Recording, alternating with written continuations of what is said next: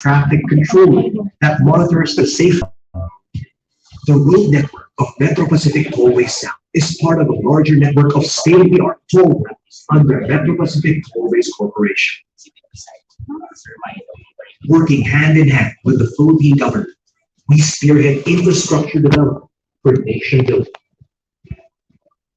This is our commitment that no matter the uncertainty, unhindered by today or tomorrow's challenges, we will keep on building, innovating, serving, moving towards a more prosperous country waiting for all of us at the end of this road.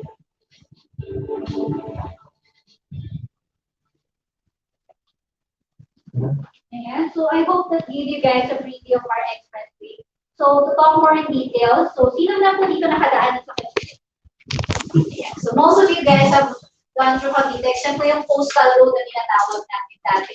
Highway band lang sa military term.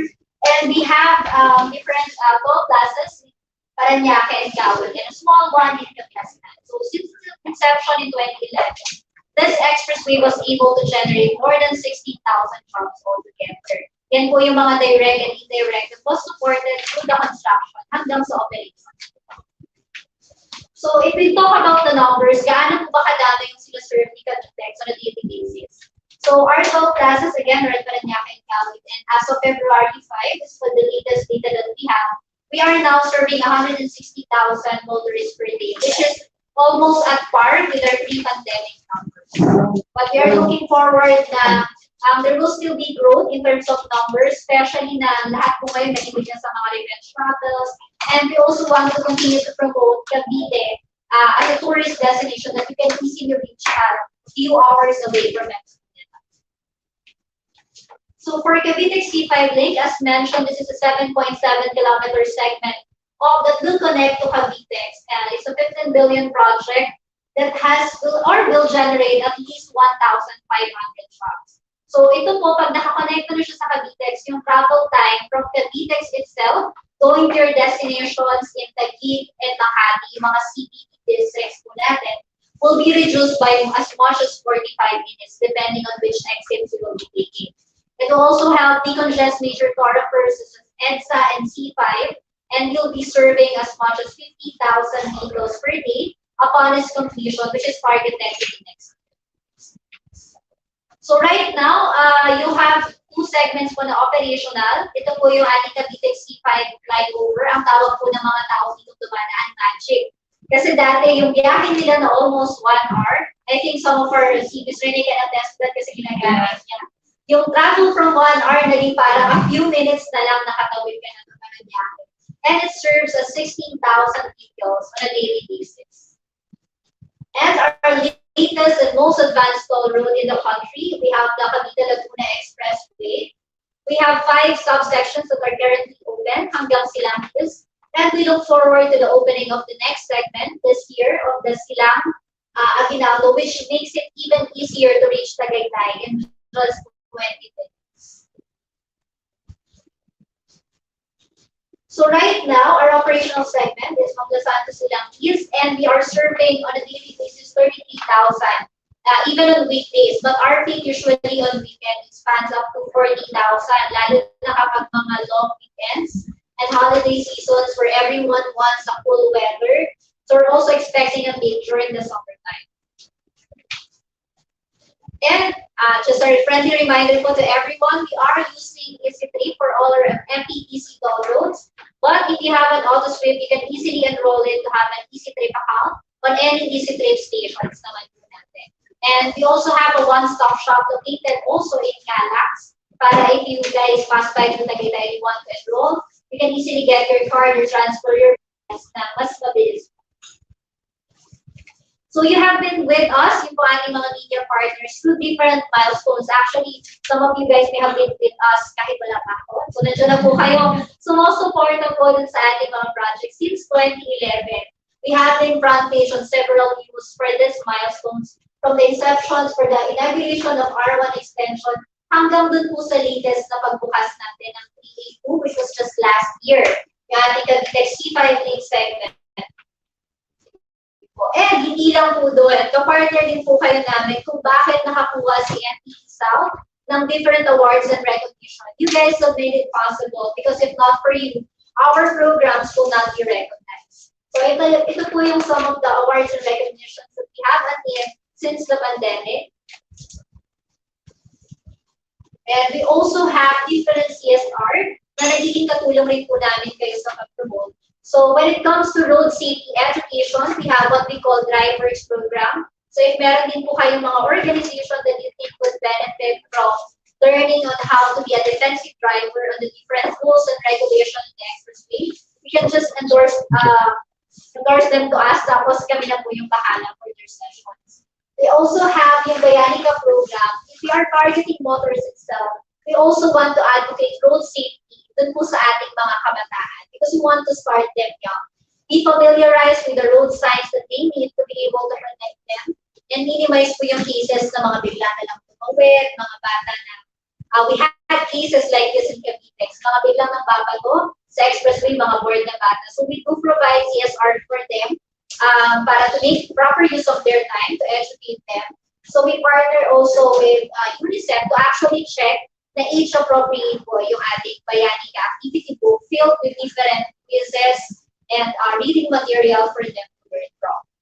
For our different stakeholders naman po in the community, not just you guys, but we also make sure that everyone that is on our segments are updated on what is happening.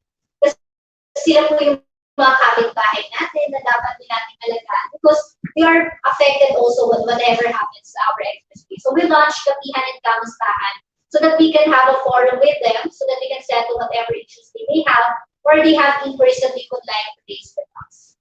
And ito naman pong best, I will show you guys on the next slide, yung series of volunteer activities that we also launched with our employees to ensure po na yung values or our I-care values for sustainability and the care for the environment is instilled in all our employees. So our employees participate in our brigada as well, our coastal cleanup, our tree growing and medical mission. This is our way of involving everyone in serving the community where we can find our expression.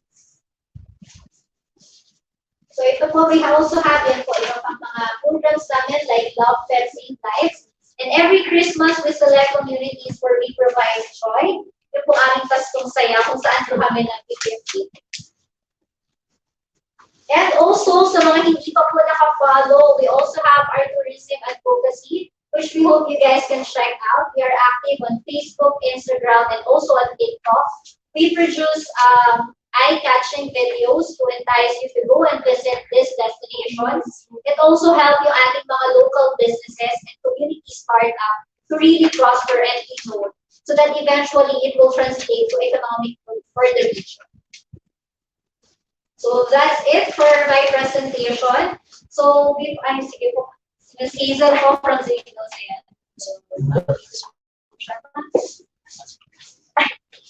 Sige lang po. And next po, before we start, also, again, sabi ko po kanina, it's now time to introduce naman po yung Mptc South team po natin.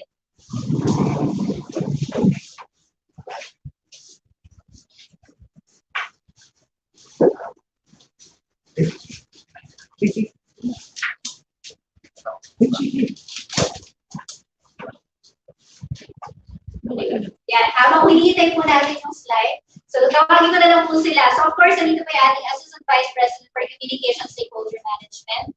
Sure you guys are familiar with the left. Hello, everyone. Hello. So, Good as our left, morning. any message for our media partners and even our mobility partners. Yes, of course, thank you very much to our kapatids, our fellow BUs, Mptc Mobility, and of course, who else is here? Oh, mobility only, or is Easy Trip with us? Easy Trip, yes. Ganda ng hair. Hindi ko naman. Sorry. Sorry. Thank you, Marge. And of course, to our partners. So let me just acknowledge everybody. And this is in no way, thank you very much, AJ. Sorry. First of all, congratulations to AJ. He won first prize today in our digital. Wow, congratulations. We're very proud. First prize. First prize. So, congrats, AJ. Kahit binangga mo. So, in no order of favoritism, because everybody is our favorite, of course, and we are very, very grateful. I'd like to acknowledge Fredco from Auto Industria. He's not yet here. Okay. Marcos. Thank you, Marcos from Auto Industria, ladies and gentlemen. And then Ruben Manahan is here. Not yet. Okay, so Paolo is here. Yes, thanks, Paolo from Carmoody. And then Karina's here. Hi, Karina from Digital Filipinas. And Alexander Alo from Hi po. Lifestyle on Wheels. Morning. Oh, Taking video. nakita ko. Hi to the camera. Hi, everyone. And then from Milo Rivera. Hi, Milo from Manila Standard on the road. And then we have Enzo Luna. Enzo's here. Thank you, Enzo from Metropolar. Albert Gamboa from Motoring Today. Hi, Albert. And then we have Leanne Garcia from, of course, our top tier PH. And Hazel. Hi, Hazel from Zigbee. Maraming salamat for all your support. Maraming salamat. Actually, let's all clap for our partners because you have always been our partner in spreading the good message of Cavite, Scalax, Mptc as a whole. And of course, we hope that this partnership will continue until the end of concession. 30 years. Are we still here? Yes, and beyond. Thank you, Leo. Okay, so let's continue with the program. Maraming salamat. Thank you very much. And so I'd also like to introduce the rest of the team. Pakilala lang po sa inyo. Yung po aming charge of documentation and all the graphic design. Congrats again, Congrats AJ. po ulit. Our Torcom supervisor, and si Manny. Siya po yung nag-invite. Kaya po po sa inyo. Good morning, sir. And also part of our Torcom team who prepares our PR and our digital media. Mga nakikita yung sa social media na si Fred Santos. So, kapag concern po kayo mga online, Fred, Manny, ayun po. And also, nasa po isang nagtatago po. Mukhang isang team member pa. Ayan po. All the officers for Angela. Good morning. Okay, at this point po, I'll turn you over to Ms. Hazel para naman po to discuss more about visit treatment persons. Good morning, everyone. Morning. Makala mo kayo sa aking season. Ano po na siya, ba't ako? So, before I start the presentation, again, I'm Hazel Torres, the key accounts manager for EasyTrip based on Monday. Our team is the one that ran accounts, the VIP and Premier accounts. Okay, so we proceed now to our presentation. Okay. So, we wanted lang everyone to improve this. So, aside from the text that we have here, presentation, EasyTrip is the one who manages your EasyTrip accounts. Installation lang kayong accounts. Inquiries kayo about want to check your balance. Kami po yung nag-manage ng itong mga so we heavily campaign days na campaign and around 17 started sa South. By the way, if hindi pa po kami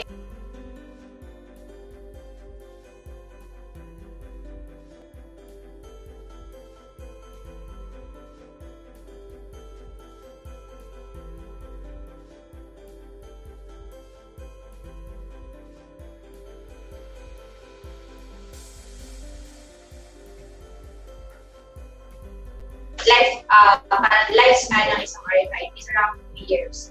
So by 2 years, meron pa dyan na bukol kung maingat kung gumamit yung ating mga motorista. Pero syempre, yung wear and tear niya, lalo na po muna sa head.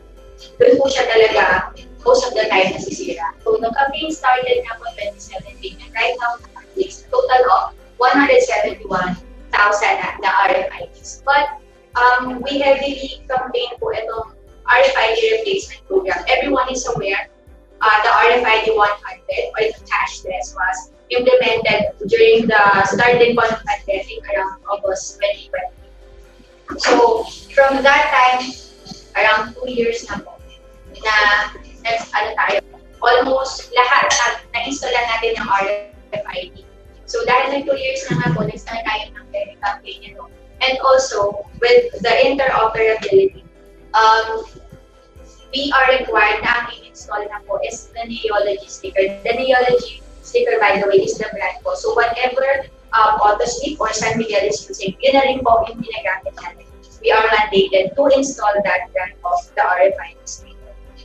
2022 alone po, we are able to replace around 59% or 101,000 ng RFID stickers. But for the year 2022 alone, 160 na po yun na replace natin. Pero overall na install po natin na the Neology brand stickers. We started April 2022. We already have 480 stickers ng Neology na gumagamit po ng ating mga subscribers. 480,000 yan. Ano po, 1,000 guys? 480,000 So, why do we replace nga po yung old stickers to Neology stickers? Kasi aside from the fact that it has been 2 years, we need to comply with the mandate na kailangan ano na yan, kung ano yung ginagamit SMC, common to all, also we comply with the Neology stickers. So, as mentioned kanina, phase 1 nga po, 2017, we started the interop. Phase 1, by the way, is the EasyFlip stickers. We can, the AutoSweep stickers, we can register it to EasyFlip. So, para isang RFID sticker ka na lang, magagamit mo yan kahit sa expressways ni San Miguel at saka sa expressways ni Mptc. That was 2017. Last January 15 of this year, the phase 2 started. The phase 2, yung EasyTrip stickers po natin, pwede na i-register kay San Miguel Expressways. So, what is phase 2 nga po? So, the interoperability phase 2, yun po yung isang sticker ka na lang, pero you will still maintain the 2 wallets. May it be AutoSweep sticker or the EasyTrip sticker, motorists can decide ano yung gusto nyo i-retain na sticker. Pero you will still load 2 accounts or 2 wallets. One for the AutoSweep sticker and one for the EasyTrip sticker. So, lahat po to, itong phase 2, open siya to all EasyTrip subscribers, bago or luma. But again, dun sa mga old subscribers na hindi pa Neology, importante po na Neology na yung sticker nyo. Kasi yun lang din yung tatanggapin ng San Miguel para maka-interop natin siya. So we also wanted to highlight na we have the one-stop shops. Kanina po na-mention ganito. The one-stop shop is dun po yung mga POS stations ni EasyTrip kung saan lahat ng account management concerns nyo. Like, yun nga, aside from the replacement, immediately ma-replace yung card nyo doon. The balance transfer before, it takes 3 days. Ngayon po, doon, within an hour or almost instantaneously, pwede nang ma-balance transfer once you replace it. Right now po, we have 4 one-stop shops. Tatlo po sa Norte, and then isa sa Calax. Yung station po namin sa Calax, kasi dahil nga po, malapit siya sa Taguig access. So, yun muna po yung initially na nakapresent. But, by March po, we target na around 6. Madagdagan po ng another 2 yung mga one-stop shops natin. And hopefully, by the end of the year, lahat po, more than 20 stations ng EasyTrip are all one-stop shops. So what we wanted lang po from all our next is to help us na i-boost yung replacement program namin. Kasi dun sa interoperability niya, na may partners sa South and the North, talaga importante na neology na kami on that topic. So, yun nga po, aside from the replacement, what do we campaign pa? Ano pa yung pinaka-campaign ni EasyTrip? So, it's the EasyTrips, Easy Tips. Okay. So, with that one po, we wanted to inform our subscribers na you can get your SOA automatically na you don't need to request. Before po kasi, nasanay yung mga motorista na for them to have their copy of their statement of the house na tawag pa yun sa hotline, message sa Facebook, or kakausapin yung mga kilala nila from the Metro Pacific Always, kailangan ko yung SOA. But if you have your complete details, once you subscribe, kung nandun ang email address mo, you will automatically receive your e-SOA. That's the Matic e-SOA. You will receive it sa email mo, basta tama na ilagay po na email until every 15th of the month. Ayan, si Sir organization. So, isa din to sa kinakamping namin na even kapag ka nagpapaload mo sa mga POS station namin, and kung kinapollow nyo po yung EasyTrip page, nandun po talaga na you have to update your accounts, yan, the contact information, it's very accessible to all our subscribers. So, ayun din po, aside from the replacement, help us to complete their details fees. And also, syempre sa isang motorista, importante na alam nila kung ano yung balance nila. Si Margie or Martin and with Ernie, talaga kung kinakampaign nila, parang may tinatawag na po sila nasa periodical service. So, habit forming, tama? The habit forming campaign na to make sure mga motorista, bago kayo bumiyahe, make sure yung balance nyo is enough dun sa bumiyahe nyo. And to be responsible, to make sure na enough po at makakapag-reload kayo bago bumiyahe.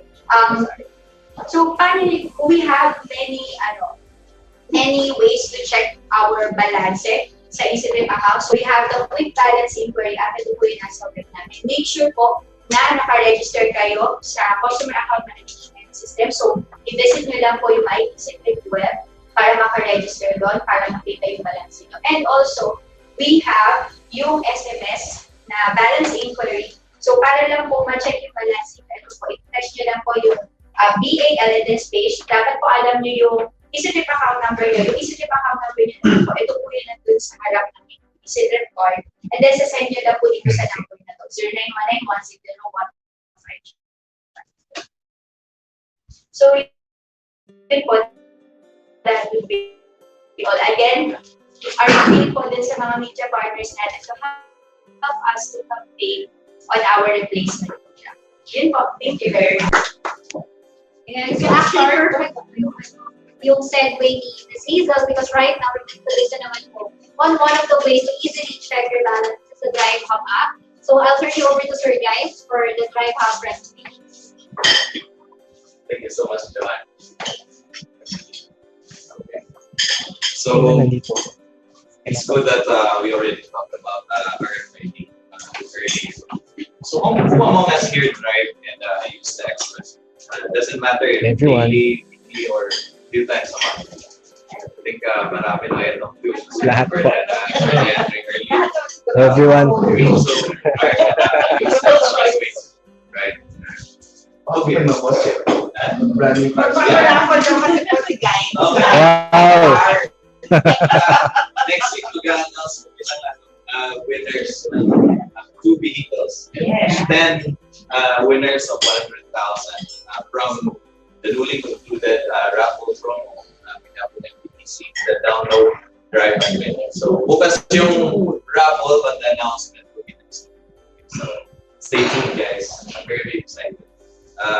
We're doing it every year. So, it's just becoming, bigger and bigger each and every. So I think most of us drive and pass the expressway. So I think it's the same assumption that we also have our things installed, right, in our vehicles. Kung wala, you have to trip here. Dala kami sticker. Installa natin mamaya. Pag-tapos. They want to change. Yeah. Dapat yung mas very advanced yung very adaptable to even with interoperability. So even with the advancement of RFID, I'm gonna take us back a little bit prior to the app being developed and launched. So even with the advancement of RFID, it started, it was mentioned earlier by 2014. We realized that there are still pain points that are attached to it.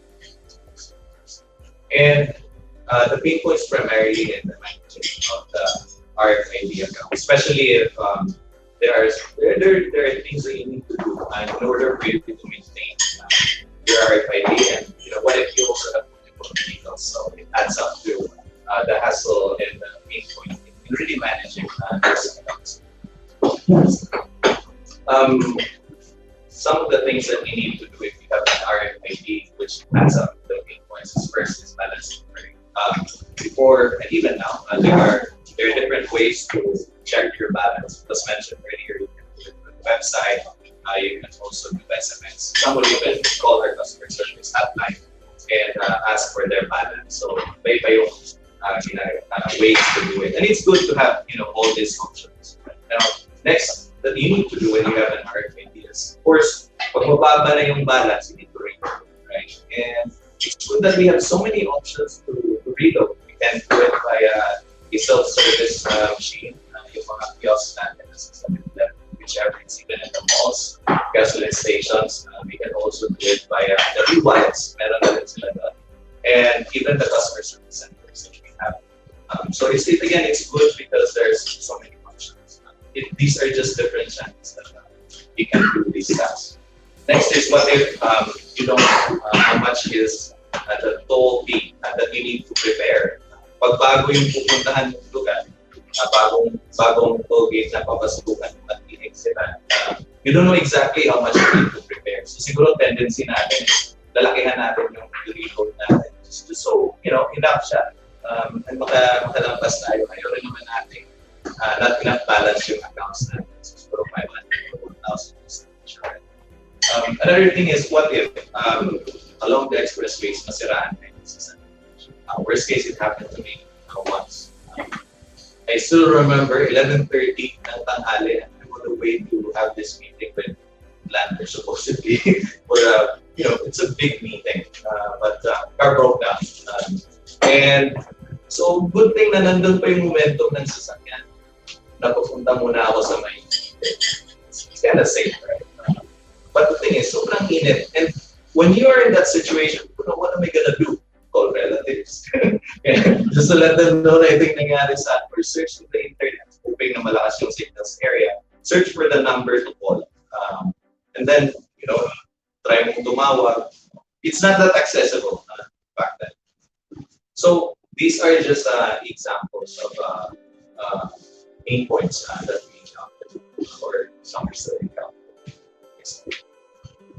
Now, what if? So ito yung mga sinasabi natin before, like last year, before na-launch yung plan. What if we're able to address all these things in just, one venue, one channel? Hindi na natin kailangan magpaiba-iba ng methods or iba-ibang site, location, links, channels to manage our RFID account. Next slide. So, Mptc, MPT Mobility, which is the innovations arm of Mptc, Tollways Corporation, came up with MPT Drive Up. And its primary purpose really is to enhance and improve and level up the customer experience of our motorists. And this was very helpful, especially na hindi pa tayo tapos yung pandemic. Hindi pa rin naman tapos ng ganun. Just learn how to live with it, right? But last year, we made it available. Nandun pa rin tayo sa segment. So what can the app do? But before that, I just want to say, so again, we launched last March 1st, 2022 for Luzon. And then immediately, a few months after we opened this very, very nice toll bridge in Cebu, in CCLX, we also launched Drive Up last July. So, swerte yung mga Cebuanos because at the very onset of them having an expressway, just a few months after, they already have an RFID. At the same time, they already have an app to better manage their RFID accounts. So that's a great thing. So what can the app bring, right? Yeah. So first, the app it gives us very direct access to checking your RFID balance. So in just a few clicks, to be able to view right away your balance. And the good thing is, if you have multiple vehicles, doesn't matter as long as they're all registered. When you go to the dashboard, you click on your RFID accounts, it will all display your vehicles and directly you will see how much is the balance of every vehicle. So that's a good thing. Next. Now, when you find out that it's low in balance, again, in just the same application, you will be able to reload your RFID. So anytime, anywhere. Most of us, yung palis na tayo ng bahay, kalikot tayo ng phones, right? We're getting ready, right? What we do is, okay, check balance, magpababa na. Then, before ka umalis, mag-reload ka na. The good thing is, it's real time, right? Once you reload, automatically it posts the amount that you've reloaded. And if you are used to, you have experienced the different ways of reloading your RFID, you don't need to worry, because once you're in MPT, all those options are still within the app. So it has the e-wallets there. So we're used to paying Maya or Gcash. There are e-wallet options there. So it won't be reloaded. And the difference when you do it in MPT versus doing it with those e-wallets is that it stores your account information. Pag doon mo kasi ginawa sa, outside, which is direct to the e-wallet. So every time you reload, you enter yung information. And mahaba yung RFID account basta memorize. So you have to save it somewhere, copy it, paste it, so on. But if you do it through your e-wallet account, you didn't have to drive up, saves it. The next time you do it, you just have to type in how much amount you reload. And then 1, 2 clicks, you're done. Get a check of it. If you're also using any of the debit and credit cards, wala rin problema. You can also do it via credit card. And lately, we also added online banking options within the Drive Hub.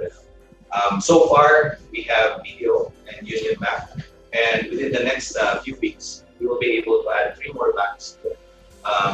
We will have RCBC, Metro Bank, and BPI also available. And these are the top banks in the Philippines. So we made sure that the top 5 banks will be available for the online banking option because we have big user base. Next. So here, I mentioned earlier the usual behavior natin is bago tayo umalis, we get ready, right? And again, just a reminder to all our motorists, if there's a way to do everything before you start driving, do it because we need to keep ourselves safe, right? Yeah. Maalis tayo ng bahay, maka-work man or whatever reason. We want to go back safe to our respective families. And just so don't do it while you're driving as much as possible. You need to get ready. And part of getting ready is to know ahead of time what are the latest traffic conditions in the expressways that you're about to pass. Because it will allow us to plan, replan, or re-strategize our travel once we know that traffic condition. The good thing is, it's in MPT travel. So once you open it, there's automatic display here, and it says here which specific Mptc expressway you might get a specific update in their latest traffic conditions. Even C-Select, meron yan. And our traffic team in the south, very, very hardworking, very, very consistent in providing the updates for the latest traffic conditions in Calax, Capitals. Lagi may update, especially during peak hours in the morning. So, next. All right, so I mentioned earlier, Serrano's expressway, one of the worst experience. If that happens, sana hindi naman.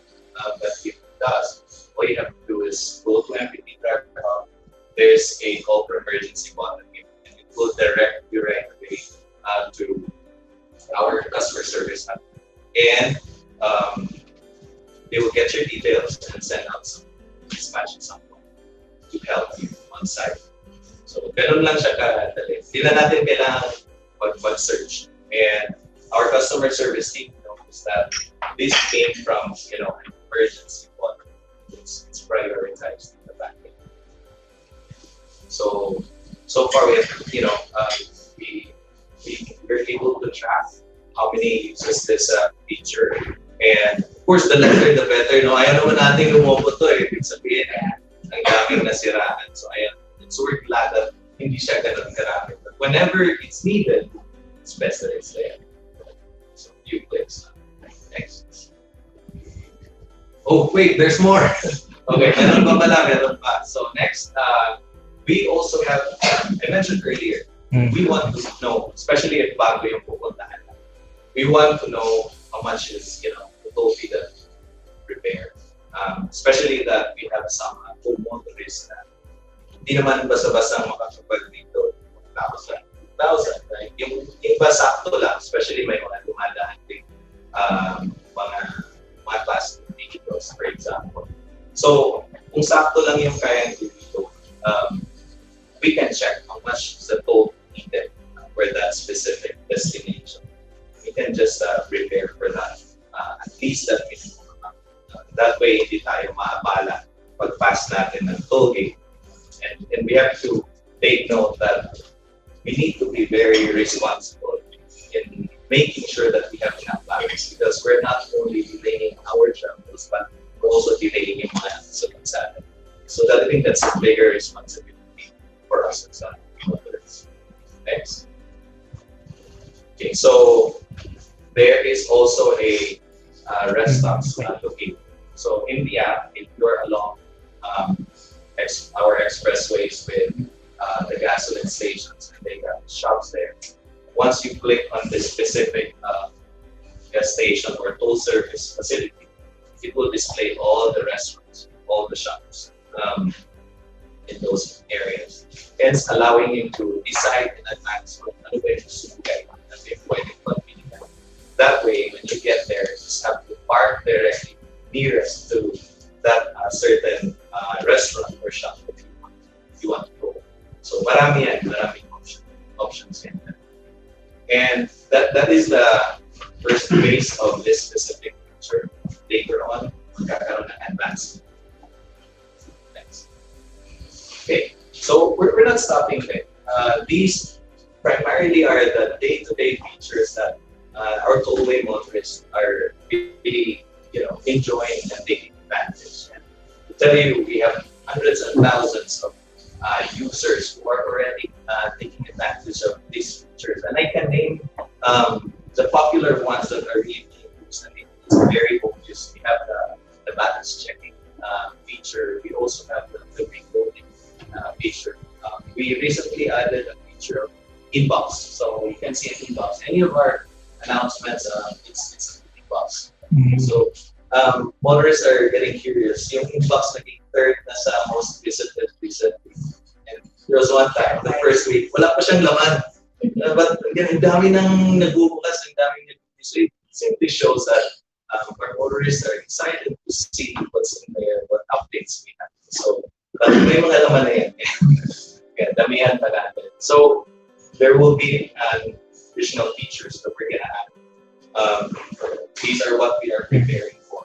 Okay, so if last year up to present, the features that we have are primarily servicing our tollway motorists, we're gonna go beyond that. These services and features will be made available and are needed even those who does not pass through the expressways. First is on-demand roadside assistance. So where are we putting it there? Diba may roadside assistance na pagkasira sa expressways. Here, we're gonna make it available outside the expressways. So pag nasiraan sa C5 or anywhere, exits, yes. So our app, all you have to do is with a few clicks, we'll be able to call for help, and the system will be able to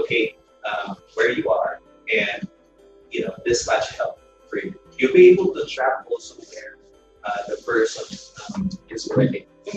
Gumagamit ng grab dito. Nakikita natin kung saan yung like, right? So it's the same experience that we want, where you know that the help is 5 minutes away, 3 minutes away, until makarating at the track. Pag medyo lumiko daw, hindi mali yan. Papalayo ka dyan. Dito yung nangailangan. So, yes. And the thing is, we're not only going to limit it to areas or cities that we operate our tokens. Ngayon, we have Luzon and Cebu, but once it's made available, it's going to go nationwide. Okay, that's our plan. Again, our primary purpose or goal is really to provide these solutions to the general users. Yung gusto natin. Next is insurance. Not may insurance then. Okay, so insurance because I think some of us at one point, maybe not until now, kumukuha lang tayo ng let's say one, compulsory third-party liability. Yung requirement ng LTO, kumuha ka na registration or nag-renew ka. And you don't even know na magagamit pala natin yung requirement na sometimes we cannot hire. And another thing, we have the comprehensive insurance. So, you know, it gives us that peace of mind that is covered. But matatapos na lang yung taon. Di naman natin siya nagamit. Of course, ayaw natin gamitin yun kasi sabihin may nangyari. Hindi maganda. Yes. Yeah. But we want to make insurance available in the app so that you can complete this whole motorist experience. Hindi na natin kailangan mag-visit ng iba-ibang site just to check. Ang problem kasi, ibang provider, ikaw mismo manual mo pagtabi-tabi yung coverage nila and how much, right? And then you're gonna check individually hey, payment terms nito, magkano. What we want is, once you click and enter your vehicle information and details, it will just come out all the options that we have, different providers. Lately, may isang nirenew ako na registration by comprehensive insurance. I saved 4,000 pesos. Yung magiging partner, I saved 4,000 pesos because nag-is yung magkakatabi. And yung insurance provider na yun, hindi ko lang halos na rin. But it's the same coverage in the bank. So, I got that. And the good thing is, what we want also, it will provide options if you want to pay in full or if you want to pay in installment. So, di ba mas madali para sa mga motorista natin? Naka-display na yung options. Pag nakapili na siya, bibigyan pa ulit siya ng option to either pay in full or pay in installment. So, we have compulsory third-party liability insurance available. We have comprehensive insurance available also within the app store. Then the parking access. So we have another operating unit within Mptc, within Mptc Mobility, named DIS. So they service those pre-book parking. Okay? Lahat siguro sa atin, for quite a long time, tsaka lang ako nakabalik sa area. And umikot ako 2 beses kasi sumablay ako nakapasok sa parking, right? But with parking access, with pre-book parking there, be added to the MPT drive also. All you have to do is, bago ako umalis na tayo, again, gusto natin itong in-range bago tayo umalis na tayo. I can already pre-book my parking in this location. And my GPS will guide me to that exact entrance of the parking lot. Yeah. Kasi isang pain point na naman yan. Yung nakapin, yung mall, or yung site, but it does not take you exactly to that very entrance of the parking lot. So minsan napapaikot tayo. So we want to correct this and we want to improve the experience. Aside from making pre-book parking available, which is going to sneak it and make sure that us as motorists we are guided to that very entrance of the parking lot. Okay, so we also have a marketplace there. Hindi tayo magbibenta ng kung ano dyan. We're gonna stick with our core, which is providing solutions to the general motorist. So, what are we gonna put there? Of course,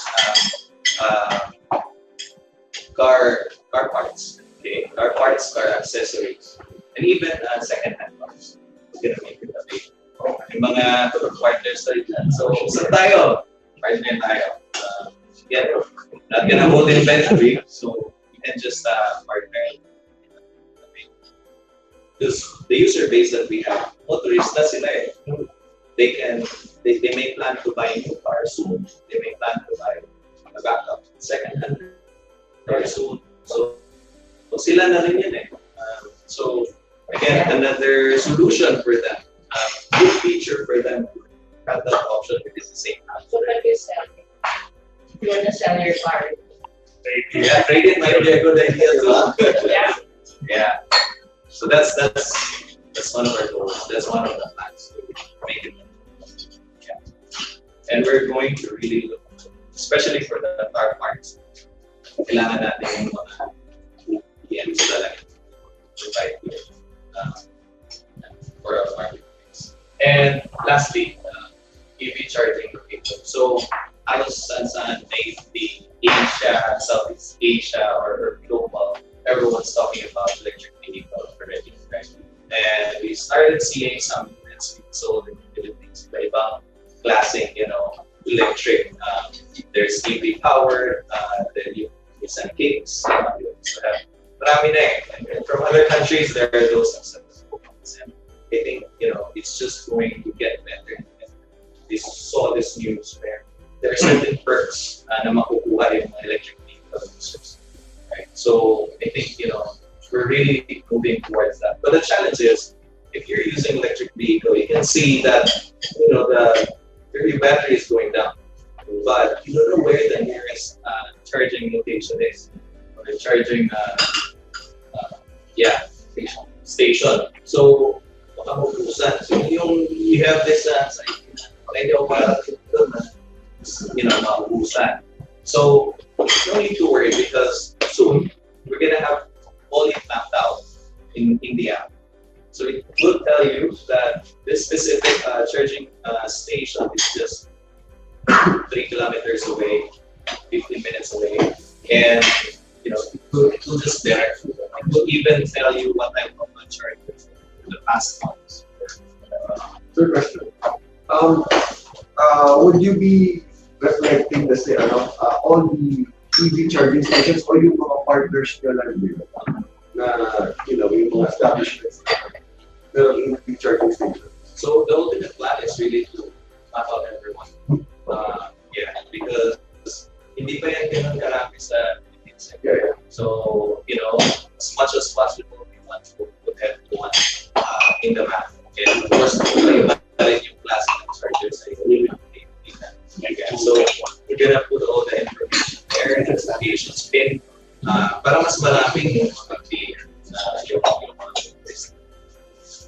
So, yeah, I mean, these are just some. Hindi mo na nag-advance na talaga na pinipare na. There will still be some soon, which maybe in our next engagement, I'll be able to share with you more and perhaps give you an update on the rollout na natin yung concept. So, I think, next slide. Again, we want to continue to provide a smart and sustainable mobility experience for our users. We're just going to continue to provide all this. Never mind this, guys. So those are the guys. I think what I'm really just, again, we are happy with we're thankful you guys, our media partners, are here with us today. So we can even amplify our campaign to get more and more motorists to use RFID, to transition to neology stickers, to make sure that it's all working fine.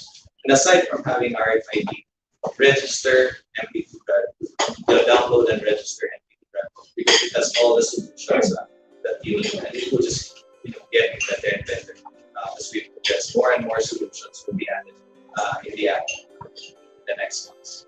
So thank you very much, and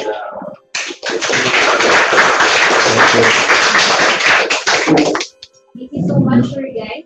At this point, invite ko lang po yung Sir Guy, Ms. Margie, and Mr. Lee. Picture po muna tayo for table. So, Yan, before tayo mag-lunch, wala kayo sa kanila.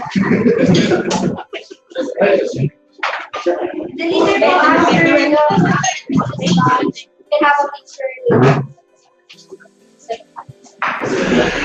We live in an interconnected world, a shared past, present, and future, connected by a series of ties, strengthened by love, for better or for worse.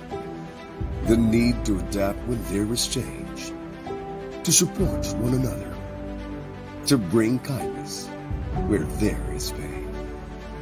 The need of loving kindness, of interconnection. The future you used to chase. The future you used to want. Now, you're living it. This is Jabber. Reconnect, adapt, and evolve. Jabber Motorcom. Make rides more fun.